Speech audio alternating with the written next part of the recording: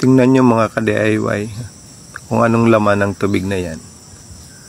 Tubig ulan po yan. Lagay natin sa microscope. Tingnan natin kung anong resulta. Kaya pala minsan sabi ng matatanda, iwasan magpaulan. Kasi ganyan yung makikita mo sa tubig ulan.